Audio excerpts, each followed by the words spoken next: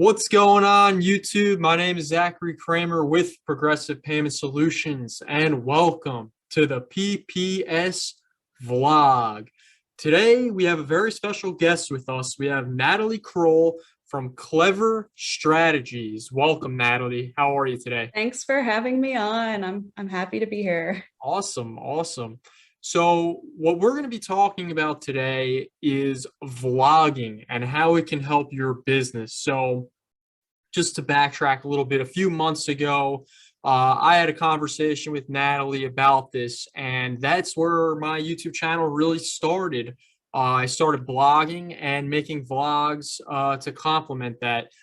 So I wanted to get Natalie on here. I wanted to pick her brain and hopefully help out some of you guys watching and go from there. So let's begin. Sounds great. So the first question I had for you was, how long does it take to see the effects of vlogging? That's a great question, and it's actually going to vary drastically based on your specific situation. So with you, you saw uh, changes pretty quickly, right? Yeah, so it's interesting because I post most of my vlogs on YouTube, but I'm not getting a lot of views there. But what I do is I then upload it into LinkedIn and Facebook.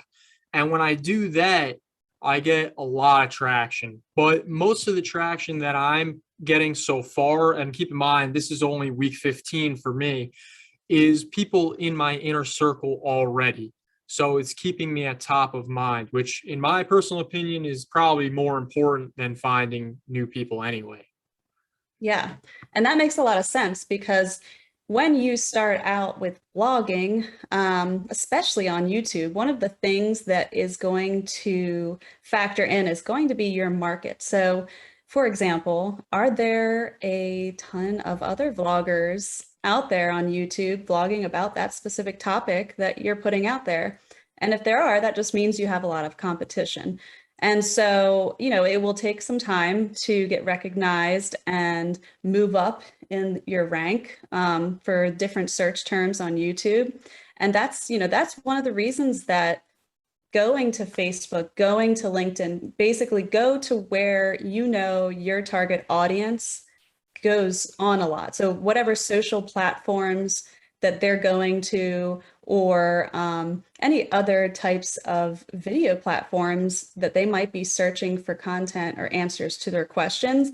That's one thing that you've done really well, is that you knew, for example, LinkedIn is going to have a ton of your target market out there. So you're getting people in your inner circle now, but based on the different ways that you go about SEO and things like that on YouTube, as well as what you're doing on LinkedIn, hopefully soon you might see some people outside of your inner circle engaging with you.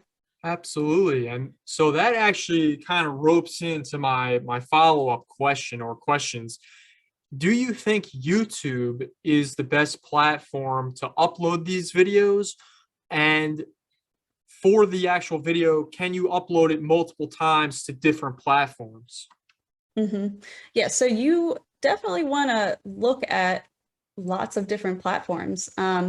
YouTube is the go-to for a lot of people that are out there with a question. So they need a tutorial or they have a question about something. They don't want to read 1,000-word blog. They want to get a quick answer in 30 seconds. So they go to YouTube. So yes, I believe that you should be always uploading your video to YouTube.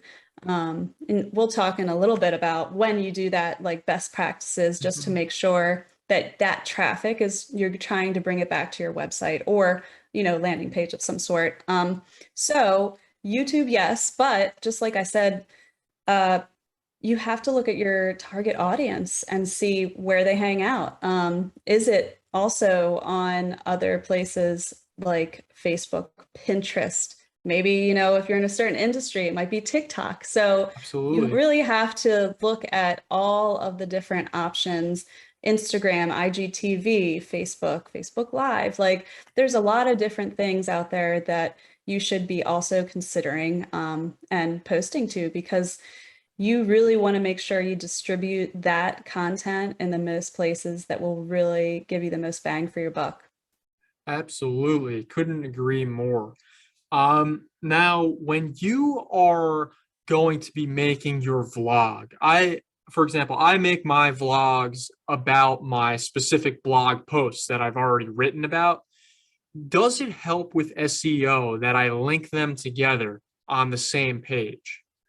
Yes. So blogs, if you look into it, and I'll just touch on this quickly. Blogs for SEO, they're going to be better than vlogs because that is keyword rich, and you're really helping, let's just say you have a blog on your website. You're really helping your website by having these blogs. But when you have that blog, you should embed the video that you made for it, which is the vlog, in the blog post and link them, because obviously if you've got a viewer on YouTube watching your vlog and your goal is to get them to your website, you want to have call to actions in your vlog while they're watching it, and even in the video description, linking it to that blog post on your website, because then they can go read more in depth about it if they want to. Typically, a blog will have a little bit more detail, so they can go there, they can check that out, and then hopefully when they're there, they're going to also just look around your website and you might get a lead out of it. Absolutely. That's what we're looking for here, as Yep. many leads as possible. So now actually diving into the vlog itself, where do you think the best place to film is? Because as you can see behind me, this is just my office. It's very messy. It's not the best background. And I've been filming a lot of my vlogs here so far because I don't really know where else to go. Yeah. There's so many different styles of vlogs. I mean, we've seen the people that are walking around, they're doing the day in the life of vlog where they're showing you their life and they're walking around their phone. That's a vlog. There's people that are like us, and we're like in a professional workspace and we want to vlog about a topic related to our industry. And so if you're in that kind of situation, then yes, you should probably be recording your video in like a similar space to what your target audience would expect. So you should dress and like also be in the space. You don't have to be dressed to the nines, but if it's a professional target audience, then you just want to match it basically. And your background is not, there's nothing wrong with it. Like if there was people running around in the background, there was a lot of noise and your distractions in the background, then that would be something I would suggest against, because you want to make sure people can stay concentrate on what you're talking about. But yeah, like anything that is basically minimal distraction. You just want to make sure you have the right gear also. If I want to talk about that a little bit real quickly, that could be like several blog posts in of themselves. But yeah, you want to have good lighting, decent audio equipment, a good camera if possible. If you can get a webcam, that would be great as well. Absolutely. I've definitely invested a lot of money into equipment recently. I got myself a nice tripod. I got a lapel mic.